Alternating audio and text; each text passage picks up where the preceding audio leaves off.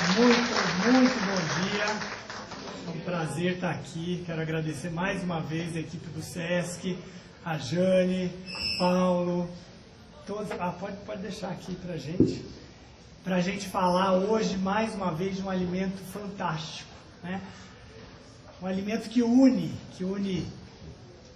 gerações, pensamentos, pessoas. A gente tem aqui de prato principal uma releitura da bisteca alla fiorentina, feita com azeite de oliva, o tomate arrosto, que seria o tomate assado confitado, também assim chamado na França, com azeite de oliva, e a polenta mole, que também foi finalizada ao invés de manteiga com azeite. A gente ainda tem aqui a sobremesa, que é o conchiglione dolce, aquela massa feita também com azeite de oliva. Ela primeiro é cozida, depois a gente aromatiza com azeite, recheada com o queijo mascarpone e marmelada. E aí ficou a sobremesa do concurso. Todos com os produtos da empresa, era o pré-requisito do concurso, e foi um momento que me trouxe a entender e conhecer em loco como é que a produção, desde o frantoio, desde o início, desde as plantações, até o momento que chega na mesa, né? E esse ingrediente foi assim, avassalador na minha vida, maneira, tanto para a parte de saúde, que a gente começa a estudar e ver o tanto que é importante, quanto quando a gente conhece as nuances de sabor e possibilidades na cozinha, até para uma sobremesa, né? Então, esse é o azeite de oliva na minha vida. Para você, chefe. Pois é. A história é linda, né? Porque ele foi lá em loco, conheceu, né? Viu como é plantado nas oliveiras, né? Porque a gente vai ver depois a história do azeite, daqui a pouquinho eu vou falar um pouco da história do azeite. Mas primeiro eu vou começar falando como é que o azeite entrou na minha vida, assim como entrou na vida do Paulo. Eu, em 2004, 2003, na realidade, eu tive o prazer de conhecer uma nutróloga, né, que se chama carioca, se chama Jane Corona, e comecei a mudar melhor, abrir o ângulo que eu tinha de visão do alimento, né? Para mim e para a maior parte dos cozinheiros, a gente pensa primeiro no alimento quanto sabor. É a primeira coisa que vem, né? Tem sabor disso, vou usar assim, como eu vou empregar, né? Depois, como todo mundo conhece, o alimento como combustível, né? Que vai trazer energia para a gente poder, né, fazer as ações na vida. E aí a Jane começou a abrir e falou assim, olha, Flávia, tem algo mais aí do que isso, né? Tem um lado, né, nutricional, não só de alimentar a gente, mas nutricional é de alimentar duas coisas, da parte saudável e na parte da alma também, porque eu acredito muito nisso. Eu acho que quando a gente faz uma comida com intenção, né, quem não viu Como Água para Chocolate, vê amanhã, alugue amanhã, que fala bem disso, né, de cozinha de alma, do que você coloca quando você está mexendo no ingrediente. Eu sempre acreditei muito nisso, e ela me abriu os olhos para isso. Bom, a gente agora vamos puxar aí um pouquinho da história, né, do azeite de oliva, aonde que ele... Uma antes. Eu acho voltar que... só. Não, é azeite. Tá. Aí sim. Aí agora pode ir. Então aqui a gente tem uma imagem de uma maravilhosa de uma região na Espanha, que a Espanha talvez existe sempre uma briga entre Portugal, Espanha, Itália, quem faz o melhor azeite, quem produz mais, né? Hoje a gente encontrou que é a Espanha o maior produtor, mas tem ano que a Itália sai na frente. E essa briga é ótima, porque quem se dá bem somos nós, né? Na realidade, eles ficam lá brigando, quem tem mais azeitona, quem tem mais isso, e vão crescendo o número de bons produtos.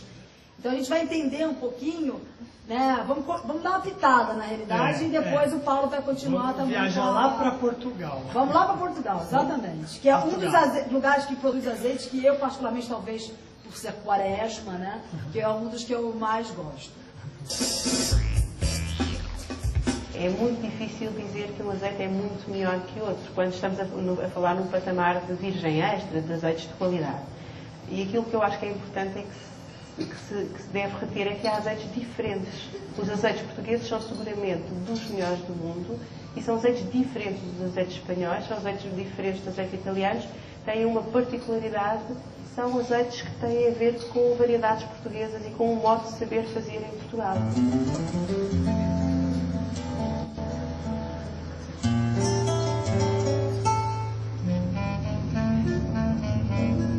mais importante para ter um azeite de qualidade começa por ter uma azeitona de boa qualidade. O azeite, quanto mais simples for a sua extração, melhor é a sua qualidade final. As oliveiras dão flor na primavera e é nessa época que aparecem as azeitonas. Toda azeitona nasce verde e vai mudando de cor até ficar preta. Para fazer um bom azeite, as azeitonas são colhidas desde o começo do verão até o final do outono. Depois disso, a azeitona está madura demais. A azeitona, no método tradicional, é apanhada à mão, normalmente, maioritariamente por mulheres.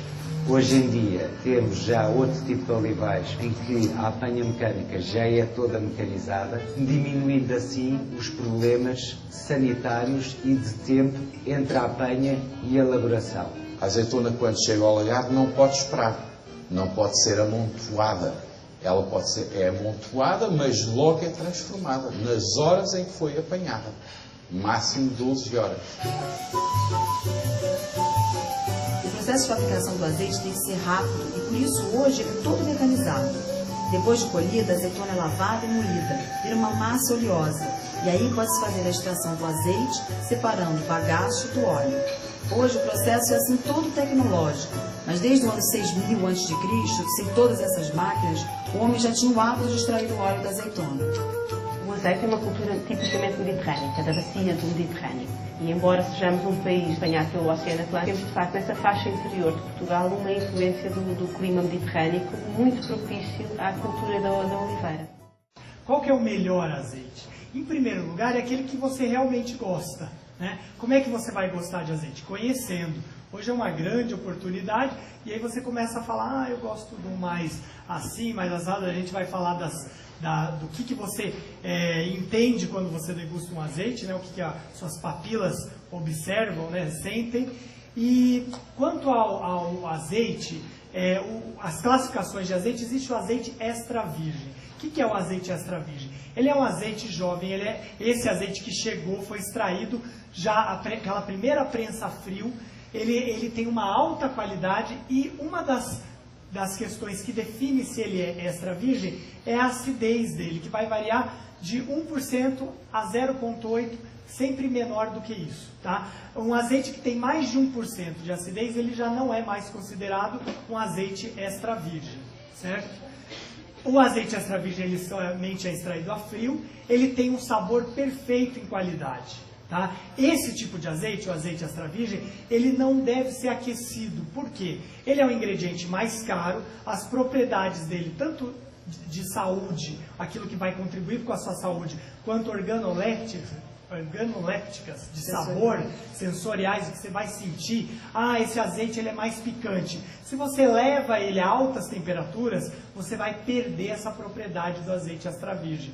Por isso a gente indica que esse ingrediente, um pouco mais caro, que você vai ter na sua cozinha, ele deve ser utilizado para finalizar um prato.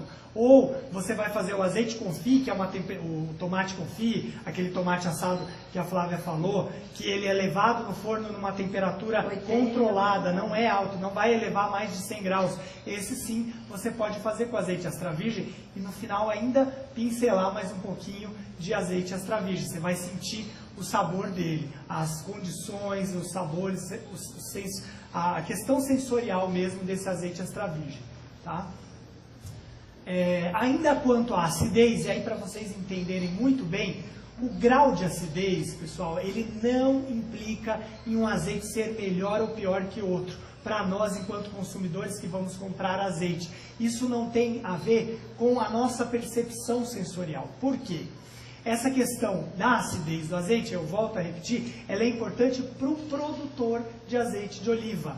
Ele sim, a hora que ele vai envasar o azeite, seja na lata, seja no vidro, ele tem que colocar lá, principalmente na legislação brasileira, que é exigido o grau de acidez. Ou seja, isso atesta que esse é um azeite extra virgem, porque ele tem menos de 1%. É verdade isso aqui, entendeu? Então a legislação brasileira, ela coloca como obrigatório essa questão de colocar acidez. O que acontece? A gente, no dia a dia, um produto que está sendo conhecido, é novidade, a primeira coisa que a gente leigamente vai falar é do que tem no produto. Ah, ele tem mais lipídio, ele é uma gordura, ele tem uma acidez X, né? Ele tem uma acidez alta, baixa, e aí a questão da acidez acabou virando, no Brasil, um mito. Você vai comprar um azeite com pouca acidez, e acredita que ele é melhor. E na verdade não é, porque não vai influenciar no sabor. Às vezes um azeite que tem uma acidez 0,8, ele tem um sabor na boca, um residual de sabor adocicado, que nada lembra, nada ácido na sua língua, nada, absolutamente nada. E aí você escolhe um azeite de 0,2 de acidez, a graduação de acidez, você experimenta esse azeite e sente uma acidez. Nas papilas gustativas a gente tem uma região da língua, eu vou até mostrar para vocês um mapinha da língua, a gente sente numa região acidez, né? Acidez do limão, um cítrico, uma nota cítrica, e aí você vai falar, puxa, esse azeite é ácido. Que bom, ele vai somar num prato que você precisa de acidez. Não quer dizer que ele vai fazer mal para a sua saúde, ou que ele vai ser melhor ou pior que o outro azeite.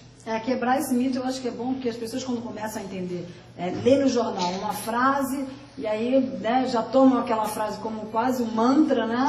E aí chega, mas esse azeite tem mais de 0,5, então eu não consumo. Isso acaba virando uma confusão. Vira uma grande confusão, não é? Lógico assim, para os extra virgem, abaixo de 1, todos já tendem a ser de excelente qualidade. Aí você vai ter que escolher qual que lhe agrada mais. Bom, eu vou começar aqui a fazer o bacalhau, né? O bacalhau com azeite, acho que nasceram um para o outro ali, né? Eu coloquei o azeite para aquecer. Aí aqui eu botei, então suei a cebola e o alho poró. E vou colocar o bacalhau que foi salgado e está em lascas. Então eu vou dar uma dourada nele.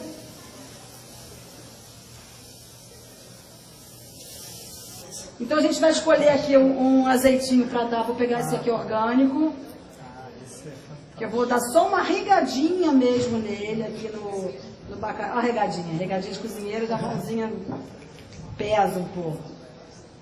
Vou, para poder fazer bonito também, pegar aqui uma folhinha de manjericão, mas a erva, nesse caso, é sempre o ideal a gente usar alguma coisa que tenha a ver. Porque eu, por exemplo, como a ervinha, e é para comer. É uma decoração funcional, né? Ela está ali para... Não está ali à toa. E para ser degustada. E aqui vou finalizar com a emulsão. Daqui as substâncias antioxidantes que o azeite tem, que são super importantes para prevenir também essa coisa da doença cardiovascular, né? Equilibram a pessoa. Tem gente que fica tomando cápsulas, né, de antioxidantes, que você encontra isso tudo aqui está cheio. Num prato está cheio. Então aprender a comer da forma correta. E se divertir lá. Obrigada.